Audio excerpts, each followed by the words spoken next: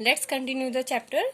इसमें मैंने आपको समझा रही थी कि जो समीर एक था, समीर दो, उसके पास कभी भी अपॉर्चुनिटी नहीं थी स्कूल जाने के लिए। तो ऐसा अगर हम अपने आसपास की सोसाइटी में अगर नज़र डालें तो बहुत सारे ऐसे लोग होते हैं, पुअर पीपल्स होते हैं, जिनके पास प्रॉपर तरीके से खाने के लिए नहीं होता, पहनने के लिए कुछ नहीं होता, और उनके पास प्रॉपर प्लेस नहीं होता वेयर दे कैन लिव इन।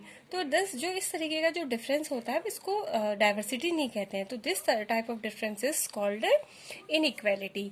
अब इनइक्वेलिटी क्या है कि inequality comes about when a person does not have the resources and opportunities that are available to other person. Inequality कब क्रिएट होती है कि जब जितने भी जो रिसोर्स जो साधन होते हैं, अपॉर्चुनिटीज होती हैं, एक पर्सन को तो वो सारी चीजें इजीली मिल रही, लेकिन जो दूसरा पर्सन है वो उसको इजीली नहीं मिल रही है। तो ऐसी सिचुएशन में इनइक्वेलिटी क्रिएट होती है। कास्ट सिस्टम जो है इसका एक एग्जाम्पल है इनइक्वेलिटी का।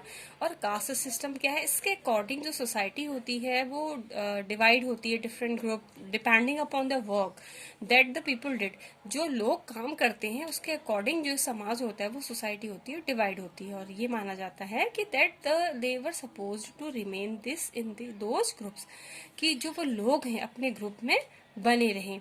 सपोज यहाँ पे उन्होंने एग्जाम्पल दिया, if once parents are potter, अगर पॉटर हैं किसी के पेरेंट्स, तो ये माना जाता है कि जो उनके बच्चे होंगे तो वो भी they will became the Potter, nothing else. तो जो इस तरीके का जो इस सिस्टम को इरिवर्सिबल माना जाता है, कहा गया है। कुछ लोगों की मेंटालिटी ऐसी होती है, जो इस तरीके की जो सोच है, मेंटालिटी है, वही जो क्या करती है, इनइक्वेलिटी क्रिएट करती है। तो जो इनइक्वालिटी के बारे में हम आगे के चैप्टरों में और भी हमने पढ़ा हुआ है, ठीक है। What does diversity add to our life. अब ये डाइवर्सिटी हमारी लाइफ में क्या चीजें, किन चीजों को ऐड करती है, क्या ऐड करती है डाइवर्सिटी, क्या ऐड करती है डाइवर्स है सो दैट हमारे इंटरेस्ट हमें लाती है, कलरफुल हमारी लाइफ बनाती है ना। तो स्ट्रेंथ हमें देती है डाइवर्सिटी। तो जस्ट लाइक समीर, जैसे समीर एक और समीर दो थे, they became very good friend, clear.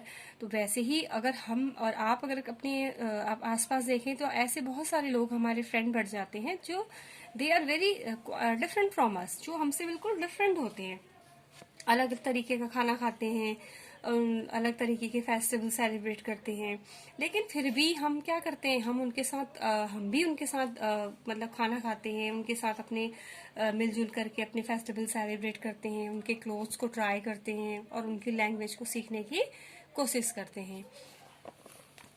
ये थे यू प्रोबेबली, यहाँ पे इसको थोड़ा सा मैं इसको समराइज कर दूंगी यहाँ तक कि ये क्या है कि you probably like reading hearing stories of adventure.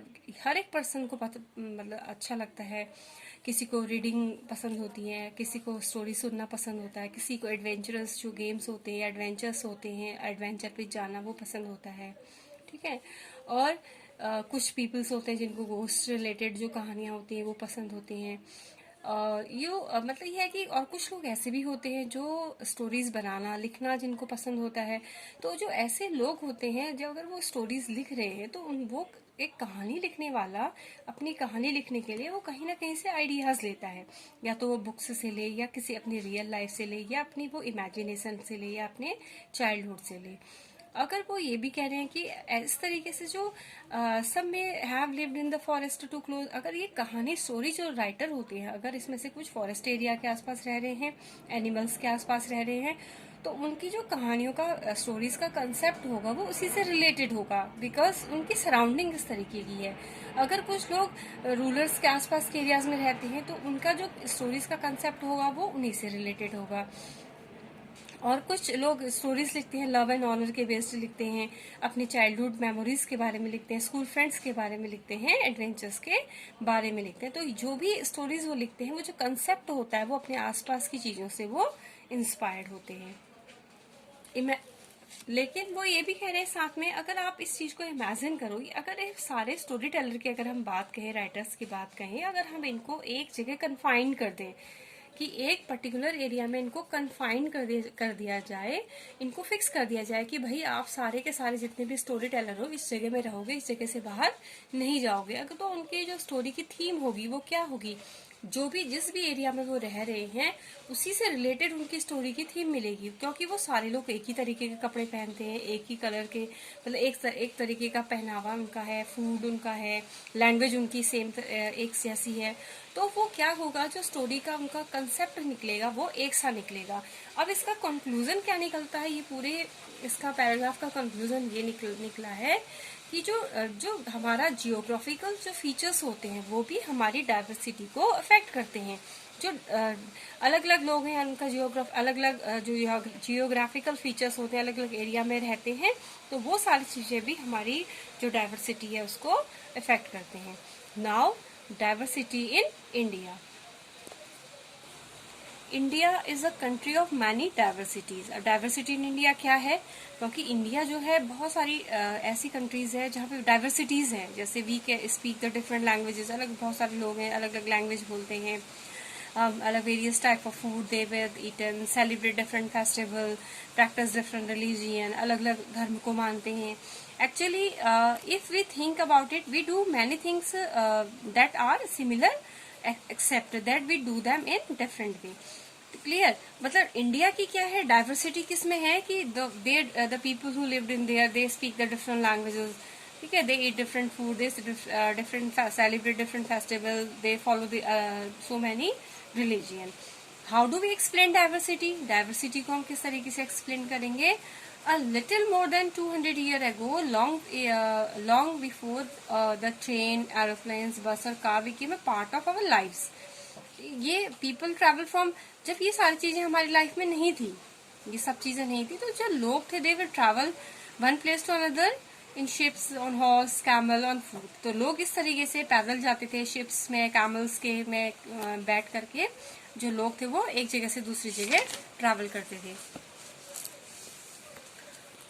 Often they went in search of new land, अक्सर वो नए लैंड की खोज में जाते थे, न्यू प्लेसेस की खोज में जाते थे और वहीं जा करके वो लोग रहते थे।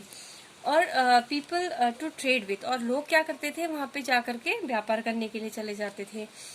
एंड बिकॉज और जो इस तरीके के, because they are moving on food, वो पैदल चल रहे हैं या कैमल्स के बैक में बैठ के जा रहे हैं, हॉर्स में बैठ करके जा रहे हैं, तो इस तरीके की जो जर्नी थी इसमें बहुत लंबा समय लग जाता था। अगर वो एक बार उस जगह में चले गए तो लोग वहां पे कई सालों तक रहते थे, ऑफन फॉर लॉन्ग टाइम। और many other left their homes, और कुछ लोग अपने घर छोड़ के चले गए, क्योंकि क्या होता था, फेमाइन, वहां पे सूखा पड़ गया, अकाल आ गया, ठीक है, और उनको खाने के लिए प्रॉपर तरीके से नहीं मिला। So that the people leave there, अपने मतलब एक जगह छोड़ करके they move to the another place. Sometime as they begin to make their homes in, और कभी कभी क्या हुआ, जब वो एक जगह छोड़ करके दूसरी जगह चले गए, वहीं जाके रहने लगे, तो वो लोग क्या करते थे, फिर अपने होम्स हाउसेस बनाते थे, नई जगह जा करके लोगों से बातें करते थे, मिलते थे, ठीक है। तो अपने जो अपना कल्चर है वो change a little, and other times they manage to do things in the old ways. कभी कभी वो अपने कल्चर में थोड़ा बहुत जो अपने तरीके होते काम करने के, अपने कल्चर में उसमें बदलाव लाते थे, और अपने पुराने जो ओल्डर जो पुराना तरीका था उसको भी वो छोड़ते नहीं थे। सो देयर लैंग्वेज, फूड, जो म्यूजिक, रिलीजियन, वो इसीलिए जो एक जगह से लोग दूसरी जगह चले गए हैं, यहाँ पे जब वो रहने लगे तो जो उनकी लैंग्वेज है, म्यूजिक है, रिलीजियन है, तो वो क्या बन जाता था, एक मिक्सचर बन जाता था, ठीक है। और the history of many places show us how many different culture influence have helped to shape. अगर हम किसी भी प्लेस के बारे में पढ़ें, उसकी हिस्ट्री के बारे में पढ़ें, तो हमें क्या नजर आएगा कि जो हिस्ट्री है, एक किसी भी पर्टिकुलर एक प्लेस की जो हिस्ट्री रही है, वो उसके कल्चर को शेप देने में बहुत ज्यादा एक इम्पॉर्टेंट रोल प्ले करती है। और thus the region became very diverse because of their unique histories. इसीलिए जो रीजन्स होते हैं, रीजन मतलब क्षेत्र, जो एरियाज होती हैं वो बहुत ज्यादा डाइवर्स होती हैं, क्योंकि उनकी जो हिस्ट्रीज होती हैं वो भी अलग अलग होती हैं। Similarly, diversity also comes about when people adapt their lives to the geographical area in which they live. और दूसरी चीज है कि तो डाइवर्सिटी कहाँ पे क्रिएट होती है, और दूसरा जो जियोग्राफिकल एरियाज होती हैं, मतलब हर एक एरिया की जियोग्राफी अलग अलग होती है। ज्योग्राफी मतलब जो भौगोलिक एरिया जहाँ पे लोग रह रहे हैं। हम दिल्ली में रह रहे हैं, यहाँ का ज्योग्राफी बिल्कुल अलग है। अगर आप इसको कंपैरिजन शिमला से करोगे तो वहाँ की ज्योग्राफी बिल्कुल डिफरेंट है। तो जो ये ज्योग्राफिकल फीचर होते हैं ये किसी भी प्लेस की किसी लोग जो डाइवर्सिटी है उसको अफेक्ट करते हैं। एग्जाम्पल उन्होंने दे रखा है, अगर लिविंग इन द सी, जो समुद्र के किनारे रहने वाले लोग हैं और माउंटेन एरिया में रहने वाले लोग हैं, उनका जो वो बिल्कुल एक दूसरे से क्या होंगे, बिल्कुल डिफरेंट होंगे। चाहे किसी भी सेंस में ले लो, या टर्म्स ऑफ फूड्स में ले लो, या क्लोथिंग में ले लो, वो हर तरीके से वो दोनों लोग बिल्कुल डिफरेंट होंगे। Not only do the people have different clothing, मतलब अलग अलग एरिया में रहने वाले वो लोग हैं जिनकी उनका क्लोथिंग सेंस भी अलग होगा, उनकी ईटिंग हैबिट भी अलग होगी, और जो काम वो करते हैं वो भी बिल्कुल डिफरेंट होंगे। सिटीज, जो शहर में अक्सर जो लोग रहते हैं तो वो बिल्कुल क्या है कि easy to forget how closely people lives are tied to their physical surrounding. This is because in the city people seldom grow their own vegetable. मतलब ये है इसका कि यही है कि जो ऐसे एरिया में जो लोग रह रहे हैं वो सिटीज में रहने वाले लोग अक्सर इस बात को भूल जाते हैं कि विलेजेस में रहने वाले लोग किस तरीके से अपने फिजिकल सराउंडिंग से टाइड बंधे हुए होते हैं। ठीक है, शहरों में रहने वाले लोगों को इन सब चीजों से कोई पता नहीं होता, क्योंकि ना तो वो अपनी क्रॉप्स को ग्रो करते हैं, ना वेजिटेबल ग्रो करते हैं, ना ग्रेन्स को ग्रो करते हैं। जबकि वो अपने इन सब चीजों के लिए वो किस पे डिपेंड है, उन लोगों पे डिपेंड है जो रूरल एरियाज में रह रहे हैं। और जो रूरल एरियाज में रहने वाले लोग हैं, जो बाकी अपनी जरूरतें होती हैं उनके लिए वो किसके ऊपर डिपेंड होते हैं, सिटीज में रहने वाले लोगों के ऊपर डिपेंड होते हैं। तो यहाँ पे इन्होंने समझा रखा है कि ये जो सिचुएशन होती है ये क्या समझा रखा है इसमें, कि एक जो जियोग्राफिकल फीचर्स होते हैं वो भी हमारी डाइवर्सिटी को इफेक्ट करते हैं। यहाँ पे इन्होंने केरल और लद्दाख को लेकर के इस पूरी जियोग्राफिकल डिफरेंस को समझा रखा है कि लद्दाख में रहने वाले लोग क्या कैसे होते हैं, क्या क्या चीज खाते हैं, क्या उनका फूड क्या है, क्लोथ क्या है, कल्चर क्या है, किस तरीके के जानवर पालते हैं। और सेकंड यहाँ पे क्लियर करवा रखा है कि जो केरल में रहने वाले लोग होते हैं उनका प्रोफेशन क्या होता है, उनके कह सकते हैं कि उनकी क्लोथिंग क्या होती है, कल्चर क्या होता है। तो जो एक बिल्कुल लद्दाख है हमारे नॉर्दर्न में है और एक बिल्कुल साउथ में है, दोनों का जो जियोग्राफिकल फीचर है वो बिल्कुल क्वाइट डिफरेंट है। और सो दैट वो दोनों ही क्या है, वो दोनों ही जो स्टेट है वो क्या है, आपस में बिल्कुल डाइवर्स हैं। तो इसका कंक्लूजन ये निकलता है कि जो जियोग्राफिकल फीचर है they affect our diversity. While Kerala and Ladakh जो जियोग्राफिकल फीचर बताए, Kerala and Ladakh are quite different in term of their geographical feature. जो केरल और लद्दाख हैं वो बिल्कुल एक दूसरे के से बिल्कुल डिफरेंट है, उनके जियोग्राफिकल फीचर डिफरेंट है, उनकी history. Both region have seen similar cultural influence. Both region were influenced by the Chinese and Arab traders. ठीक है, but it was the geography of the Kerala which allowed it for the cultivation of spices. जो आपका केरल है वहाँ पे spices को cultivate किया जाता है, स्पेशली पेपर के लिए काफी फेमस है। तो वहाँ पे क्योंकि वहाँ की ज्योग्राफी ऐसी है जो वहाँ पे जिसकी वजह से वहाँ स्पाइसेस को कल्टीवेट किया जाता है। The special geographical location of Ladakh and its wool. और जबकि जो लद्दाख जिस एरिया में हमारे नॉर्थन साइड में लोकेट करता है तो वो अपने किसके लिए, वुल के लिए फेमस है। ठीक है, और जिसकी वजह से बहुत सारे ट्रेडर वुल के लिए उसी रीजन में अट्रैक्ट होते थे। तो history and geography are often in the cultural life of a region. The influence of diverse culture is not merely a thing of the past. Our present lives are all about the moving from place to place for work and with each move, our cultural tradition and the way of life slowly became a part of the new place we are in. मतलब जो ये कह रहे हैं कि जो influence है diverse cultures is not merely, वो केवल एक पास्ट की चीज नहीं है, बल्कि जब प्रेजेंट टाइम में भी जो लोग एक जगह से दूसरी जगह जाते हैं, अपने काम के लिए जाते हैं, तो जब वो एक जगह से दूसरी जगह जाते हैं तो वहाँ की उस जगह में भी वो रहने लगते हैं। तो वो भी क्या हो जाता है कि अपने जो कल्चरल ट्रेडिशन है तो वो है उसको वो उनके साथ बांटते हैं, शेयर करते हैं, उनके कल्चरल ट्रेडिशन को सीखते हैं, तो वो क्या बन जाता है, उनकी लाइफ का एक हिस्सा बन जाता है। Similarly in our neighbourhood we live in close to the people from our several communities. यहाँ पे एग्जाम्पल दिया, अगर हम अपने नेबरहुड की बात करें, अपने पड़ोस की बात करें, तो हम एक ऐसे पड़ोस में रहते हैं जो जहाँ पे अलग अलग कम्युनिटी के लोग रहते हैं और डेली लाइफ में हम उनसे इंटरेक्ट करते हैं, उनसे बात करते हैं। कुछ चीजें हम उनको अपनी सिखाते हैं और कुछ चीजें हम उनकी अपनी उनसे भी हम सीखते हैं। तो हमारा जो ये कल्चरल है, जो डाइवर्सिटी है, ये एक दूसरे को क्या करती है, फैक्टर करती है। फिर है यूनिटी इन डाइवर्सिटी। ये क्या है कि India is a diversity has always been recognised as a source of its strength. जो इंडिया की डाइवर्सिटी है उसको उसकी स्ट्रेंथ माना गया, इंडिया की स्ट्रेंथ माना गया है। ठीक है। व्हेन ब्रिटिश, क्यों इसका एग्जाम्पल यहाँ पे है कि जब ब्रिटिश भारत में रूल करते थे उस समय में जितनी भी वुमेन थी, मैन, अलग अलग कल्चर से बिलोंग करने वाले, रिलीजियन से बिलोंग करने वाले, रीजन से बिलोंग करने वाले जितने भी लोग थे, they came together to oppose them. वो अपोज मतलब विरोध करना, वो सारे लोग इकट्ठा हो गए और सब लोगों ने मिल करके क्या किया, ब्रिटिशर का विरोध किया। यहाँ पर उन्होंने ये नहीं देखा कि हम किस कास्ट को बिलोंग करते हैं, क्या है, ये नहीं देखा। सारे लोग इकट्ठा होकर के उन्होंने क्या किया, उनका विरोध किया। India's freedom movement has had thousand of people of different background. जो इंडिया का फ्रीडम मूवमेंट था उसमें बहुत अलग अलग बैकग्राउंड के लोग थे। उन सारे लोगों ने इकट्ठे होकर के काम किया और उन्होंने इकट्ठे मिल करके जॉइंट एक्शन लिए। ठीक है। वो साथ साथ जेल भी गए and they found different way, और उन्होंने अलग अलग तरीके निकाले जिससे वो ब्रिटिशर का विरोध कर सकें। और interestingly the British thought that they could divide the Indians because they were so different.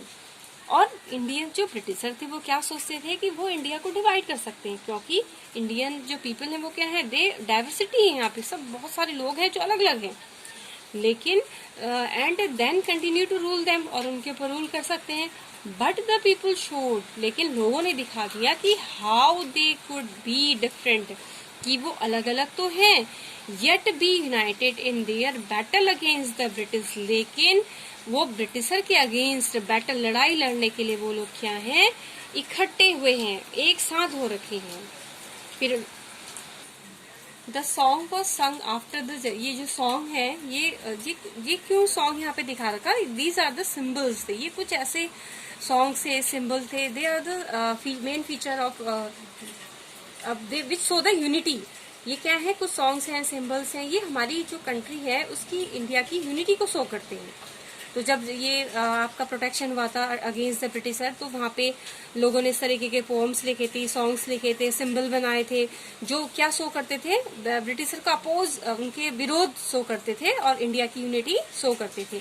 तो इसी तरीके से जो जलियांवाला बाग का जो आपका जलियांवाला मैसेकर हुआ था उसके बारे में बता रहे हैं कि तब ये सॉन्ग बनाया गया था अमृतसर में, जहाँ पे जो ब्रिटिश जनरल ने open fire for the on the large group of unarmoured peaceful people, है ना, या जो अनआर्म्ड लोग थे, मतलब जिनके पास कोई हथियार नहीं था, शांति से जो लोग विरोध कर रहे थे, उनके ऊपर जनरल डायर ने गोलियां चलवा दी थी, जिससे बहुत सारे मैन, वुमेन, हिंदू, सिख, मुस्लिम, सिक्स मुस्लिम हो गया, रिच पुअर, सारे लोग वहाँ पे इकट्ठा हुए थे और सारे लोग वहाँ पे मारे गए थे।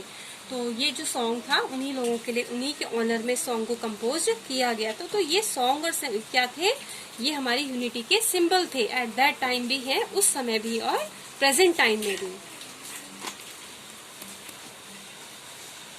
ये ना songs and symbol that emerge during the freedom struggle serve as a constant reminder of our country's rich tradition of respect over diversity. जो इस तरीके के सॉन्ग थे, सिंबल थे, जो इस पीरियड में इमर्ज हुए थे, फ्रीडम स्ट्रगल में इमर्ज हुए थे, ये हमारी कंट्री को, एक हमारी कंट्री की रिच ट्रेडिशन को बताने के लिए, हमारी कंट्री की डाइवर्सिटी को शो करने के लिए क्या था, एक रिमाइंडर की तरह काम करते थे, एक रिस्पेक्ट हमारी डाइवर्सिटी के प्रति शो करते थे। Do you know the story of Indian flag? It was used as a symbol of protest against the British by the people everywhere. और उस समय ब्रिटिशर के अगेंस्ट जब लोग लड़ रहे थे तो वो जो हमारा नेशनल फ्लैग था उसको शो करते थे, उसको दिखा, मतलब वो क्या बन गया था, सिंबल था। और उसको विरोध का, अगर वो किसी भी एरिया में अगर कब्जा कर लेते इंडियंस तो वहां पर अपने फ्लैग को होइस्ट कर देते थे, लहरा देते थे। तो वो एक सिंबल बन गया था हमारे द ब्रिटिशर के अगेंस्ट प्रोटेस्ट का। और यहाँ पे है ना कि इन हिज, जब जवाहरलाल नेहरू ने अपनी बुक लिखी थी और उस बुक में उन्होंने बोला था डिस्कवरी ऑफ इंडिया नामक उन्होंने बुक लिखी। तो ये क्वेश्चन आपके, इसलिए मैं आपको इम्पोर्टेंट पैराग्राफ मैंने इसमें से आपको बताए हैं। जो स्टोरीज हैं वो मैंने ऑलमोस्ट सारी छोड़ दी हैं, बट स्टोरीज आप खुद पहले प्रीवियस लेक्चर से कर लेना, या जिसके पास बुक होंगी बुक से कर लेना। मैंने केवल आपको इम्पोर्टेंट पैराग्राफ्स यहाँ पे समझा दिए हैं। ये भी इम्पोर्टेंट है कि in his book the discovery of India, who wrote the discovery of India, Jawaharlal Nehru. तो उन्होंने क्या कहा था, that the Indian unity is not something imposed. Jawaharlal Nehru ने अपनी बुक में कहा कि जो इंडिया की यूनिटी है वो इम्पोज की गई नहीं है, थोपी गई नहीं है, किसी ने ला करके हमारे ऊपर थोप नहीं दी है वो, but rather it has something deeper, लेकिन वो अपने आप में गहराई लिए हुए है। ठीक है, उसमें कि अपने आप में उसकी मीनिंगफुल है, गहराई लिए हुए है। दैट वाइडेस्ट टॉलरेंस, और उसमें क्या है, बहुत ज्यादा सहनशीलता है। किस चीज की, बिलीव्स हैं, कस्टम है, was practised and every variety of acknowledge. उसमें क्या है, अलग अलग तरीके के बिलीव है, कस्टम है, उनको मनाया जाता है। ठीक है, एंड इवन एनकरेज्ड, और उनको एनकरेज भी किया जाता है। फिर देखिए, इट वॉज नेहरूज, वो क्या है, इट वॉज नेहरू थे, नेहरू जी ने उन्होंने क्या कहा था, हु कॉइंड द फ्रेज, उन्होंने भारत को डिस्क्राइब करने के लिए उन्होंने एक फ्रेज दिया था। और क्या फ्रेज दिया था, unity in diversity to describe the country. अगर उन्होंने कहा कि हम अपनी कंट्री को डिस्क्राइब कर रहे हैं तो हम क्या कह सकते हैं इंडिया के लिए, कि it has the unity in diversity. Clear. तो यहाँ पे है नेशनल एंथम है, नेशनल सॉन्ग है। नेशनल एंथम तो हमारे रविंद्रनाथ टैगोर ने कंपोज किया था। अगर नेशनल सॉन्ग की बात करें तो it was composed by the Bankim Chandra Chatterjee. मैंने आपको इम्पोर्टेंट पैराग्राफ समझा दिए हैं। इसके अकॉर्डिंग अगर क्वेश्चन आप बना लेना अपने अकॉर्डिंग, मैं इस तरीके के क्वेश्चन आपसे पूछे जाएंगे कि when a person does not have the resources and opportunities that are available to other person, उसको क्या कहते हैं, इनइक्वालिटी कहते हैं। Difference on the basis of language, food और फेस्टिवल क्या कहा जाता है, डाइवर्सिटी होता है। What is recognised as a source of India's strength, इसमें आपको 3-4 ऑप्शन दे देंगे तो एक ऑप्शन उस पर करेक्ट होगा कि इंडियाज डाइवर्सिटी। अब किसने, who compose the national anthem, किसने नेशनल एंथम कंपोज किया था, रविंद्रनाथ टैगोर। और who are the main, what are the main features which show the unity of India, क्या ऐसे मेन फीचर्स हैं जो हमें, जो यूनिटी, इंडिया की यूनिटी शो करते हैं, सॉन्ग्स एंड सिंबल्स। ये मैंने कुछ ही क्वेश्चन आपको बना के दिए हैं, इनको पीडीएफ के फॉर्म में भी मैं अवेलेबल करवा दूंगी। और लेकिन ऐसे ही क्वेश्चन है जो आपके और भी आएंगे, तो चैप्टर आप समझ लेना उसको। इम्पोर्टेंट पैराग्राफ मैंने आपको एक्सप्लेन कर दिए हैं। ये आपके क्वेश्चन है, आप इनको अपनी फेयर नोटबुक में कर लेना। दोनों की पीडीएफ में आपको प्रोवाइड करवा दूंगी। मैंने केवल आपके लिए 5 ही क्वेश्चन बनाए हैं, तो ये आप कर लेना।